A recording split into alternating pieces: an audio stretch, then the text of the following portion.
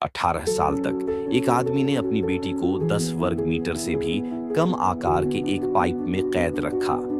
खाने पीने की भी कई परतों ने उसे रोक रखा था और उनके बीच बातचीत का एकमात्र जरिया पास की एक खिड़की थी। स्टाइनबर्ग सिंड्रोम से पीड़ित होने के कारण उसकी बेटी बाहरी हवा से पूरी तरह वंचित थी और अशुद्धियों को दूर करने के लिए उसे एक प्यूरिफायर से फिल्टर करना पड़ता था। जन्म से लेकर अब तक उसके पिता ने उसे घर से बाहर निकलने की मनाही कर दी थी, यहाँ तक कि उसे वीआर चश्मे से ही नजारे देखने पड़ते थे।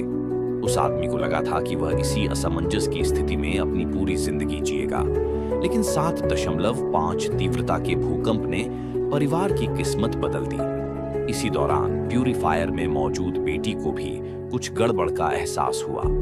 शीशे से झांककर उसने देखा कि सड़क पर सभी पैदल चलने वालों पर धुंध छा रही है और फटी हुई जमीन से भारी मात्रा में पीला धुआं निकल रहा है। जिसने भी इसे अंदर लिया उसे सांस लेने में तकलीफ होने लगी और वह जमीन पर गिर पड़ा।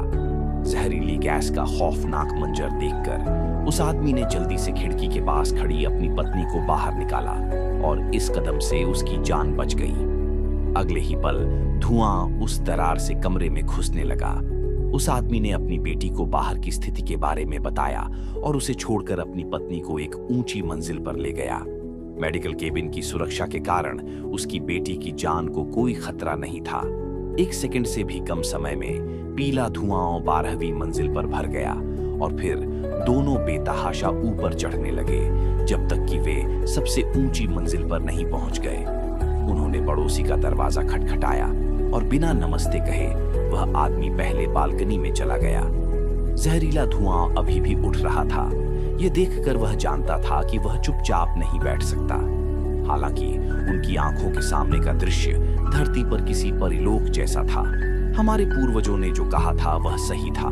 कोई चीज जितनी सुंदर होती है उतनी ही खतरनाक भी होती है।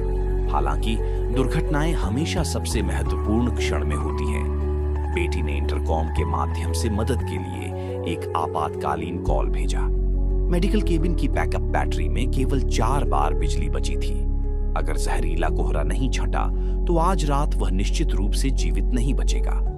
दोनों को मामले की गंभीरता का एहसास हुआ, लेकिन बेटी दूसरी मंजिल पर थी, उनसे पूरे 18 मंजिल दूर। एक चक्कर और बैटरी बदलने में लगने वाले समय के लिए एक व्यक्ति को लगभग 5 मिनट तक अपनी सांस रोकनी पड़ती। एक साधारण व्यक्ति ऐसा जानलेवा तरीका कैसे अपना सकता है? लेकिन इस क्षण आदमी को अचानक याद आया कि नीचे एक पड़ोसी गंभीर श्वसन रोग से पीड़ित है, इसलिए वहां कुछ अतिरिक्त ऑक्सीजन सिलेंडर होने चाहिए। अपनी बेटी की सुरक्षा के लिए आदमी ने अपनी जान जोखिम में डाली और पाइप से नीचे उतर गया। जब जहरीला कोहरा उसके शरीर को गर्दन के नीचे डुबो गया तो उसने तुरंत अपनी सांस रोक ली। इस छोटे से मिनट का उपयोग करते हुए वह आदमी जल्दी से लक्षित मंजिल पर पहुंचा और खिड़की तोड़ दी। उसने 1 सेकंड भी बर्बाद करने की हिम्मत नहीं की और तुरंत काम पर लग गया। हालांकि कमरे में एक लाश ने उसकी खोज में बाधा डाली। जब उसने इसे खोला तो उसने पाया कि यह उसका पड़ोसी था जो बीमार पड़ गया था। हालांकि आसपास के इलाके में ढूंढने के बाद भी वह ऑक्सीजन सिलेंडर कहीं नहीं मिला जो उसके पड़ोसी को अपने साथ ले जाना चाहिए था। वह घबरा गया और उसे ढूंढने के लिए दूसरे कमरे में भागा।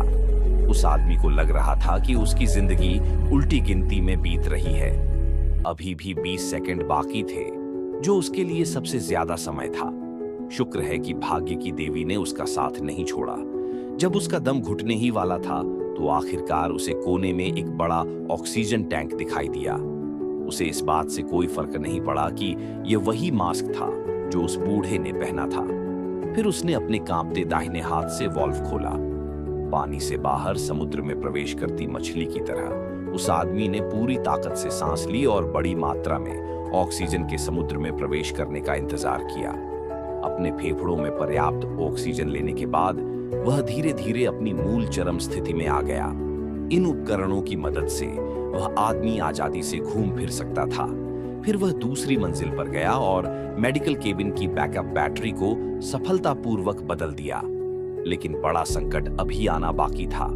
जैसे जैसे जहरीला कोहरा बढ़ता गया उसने झिझकते हुए अपना दाहिना हाथ आगे बढ़ाकर धुएं का एक गुब्बार उठाया, फिर उसे अपनी नाक के सामने रखकर सूंघा।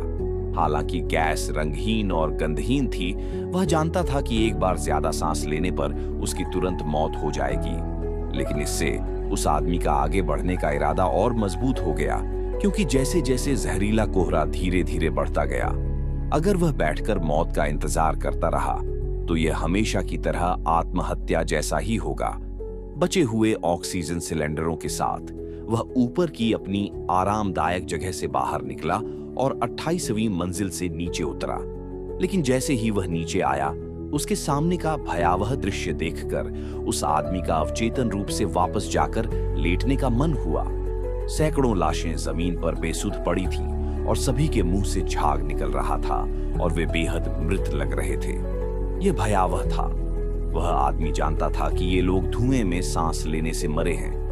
उसका दाहिना हाथ अनजाने में उसके मुंह पर लगे मास्क की ओर बढ़ा और पीछे रखे ऑक्सीजन सिलेंडर से मिली सुरक्षा की भावना को महसूस किया। उसका कांपता हुआ दिल धीरे धीरे शांत हो गया।